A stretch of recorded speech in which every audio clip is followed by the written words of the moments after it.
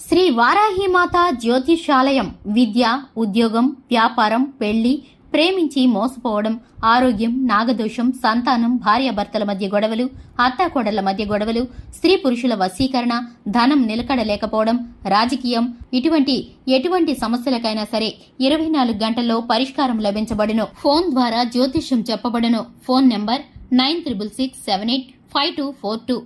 కుంభరాశి వారికి 7, 8, 9, 10 తేదీలలో సమయం అస్సలు బాలేదు. ఈ పనులు అస్సలు చెయ్యొద్దు. మీ నాశనాన్ని మీరే కొని తెచ్చుకుంటారు. 2025 ఫిబ్రవరి 7, 8, 9, 10 తేదీలలో కుంభరాశి వారు చేయకూడని పనులేమిటో, అలాగే ఏ పనులు చేయడం ద్వారా వీరైతే నష్టాలను కొని తెచ్చుకుంటారో, కుంభరాశి వారికి సంబంధించిన శుభ అశుభ ఫలితాలు ఏ విధంగా ఉన్నాయో పూర్తిగా విషయాలన్నీ కూడా ఈ వీడియోలో తెలుసుకుందాం. వీడియోని చివరి వరకు ఎక్కడా కూడా స్కిప్ చేయకుండా చూడండి. అలాగే ఇంతవరకు ఛానల్ ఎవరైనా సబ్స్క్రైబ్ చేసుకోకుండా ఉన్నట్లయితే వెంటనే ఛానల్ని సబ్స్క్రైబ్ చేసుకోండి. పక్కనే ఉన్న గంట సింబల్ మీద ఆల్ అనే ఆప్షన్ని క్లిక్ చేసినట్లయితే మేము చేసే ప్రతి వీడియో నోటిఫికేషన్ మీ వరకు చేరుతుంది. ఇక వివరాల్లోకి వెళ్ళిపోదాము. కుంభరాశి వారి యొక్క వ్యక్తిత్వాన్ని గనక ముందుగా గమనించుకున్నట్లయితే కుంభరాశి వారు చాలా మంచి మనస్తత్వాన్ని కలిగి ఉంటారు. అలాగే కార్యరంగంలో దూకుడుగా ఉంటారు. అలాగే కార్యదీక్షత, కార్యదక్షత కలిగి ఉంటారు. ఎవరైనా కొత్త వ్యక్తులు పరిచయం అయితే పాత స్నేహాలను, పాత బంధాలను ఎప్పటికీ కూడా విడిచిపెట్టరు. అలాగే వీరికి ఉన్నటువంటి మంచితనం కారణంగా వీరు ఎంతటి కష్టానికైనా సరే ఓర్చుకొని ఎదుటివారికి సహాయం చేయడానికి ఎప్పుడూ సిద్ధపడుతూ ఉంటారు. వీరికి ఉన్నటువంటి గుణగణాలు వీరికి ఎప్పుడూ కూడా దేవుడి యొక్క కృపా కటాక్షాలను తోడుగా ఉంచుతాయి. కుటుంబ జీవితం పట్ల, జీవిత భాగస్వామి పట్ల ప్రేమ నిబద్ధతతో కలిగి ఉంటారు. అలాగే సంతానం పట్ల శ్రద్ధను వహిస్తారు. పని పట్ల బాధ్యతతో ఉంటారు. ఎంతటి కష్టమైన పని అప్పగించినా కూడా పూర్తయ్యేంత వరకు కూడా ఎక్కడా కూడా విడిచిపెట్టని స్వభావం వీరిది. పట్టుదల కలిగి ఉంటారు. ఆలోచించి ప్రతి పనిని కూడా అంచనాలు వేస్తూ మంచి చెడులను ఆలోచించిన తర్వాతే ఏ పనైనా మొదలు పెడతారు. అలాగే వీరికున్నటువంటి ప్రత్యేకమైన మాట తీరు కారణంగా ఇతరులను ఆకర్షిస్తూ ఉంటారు. ఇక ఈ రాశి వారికి ఈ తేదీలలో ఉత్తమమైన ఫలితాలైతే దక్కబోతున్నాయి. ఉద్యోగ వ్యాపార రీత్యా, అలాగే నూతన పెట్టుబడుల విషయంలో, అలాగే కోర్టు వ్యవహారాల్లో ఊహించని ఫలితాలను పొందుకోబోతున్నారు. ఆశించకుండానే ప్రత్యేకమైన ధనప్రాప్తి కలగబోతుంది.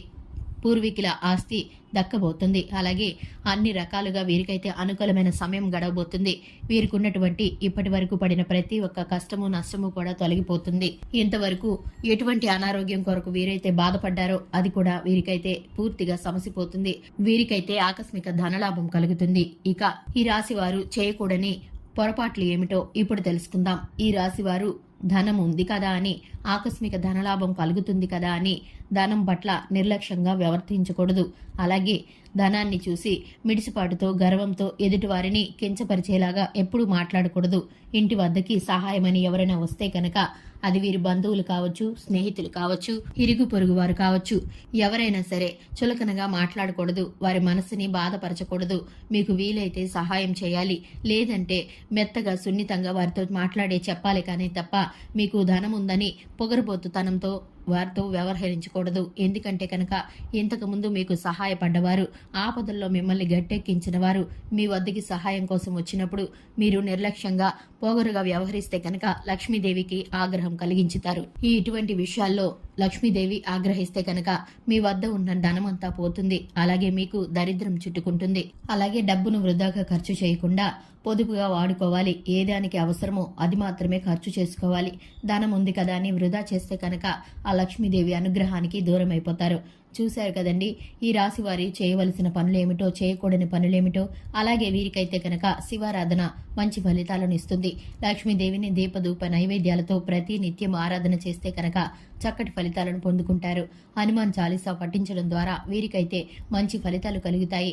ఇక ఈ వీడియో కనుక మీకు నచ్చినట్లయితే లైక్ చేయండి, ఛానల్ని సబ్స్క్రైబ్ చేసుకోండి. Thanks for the watching.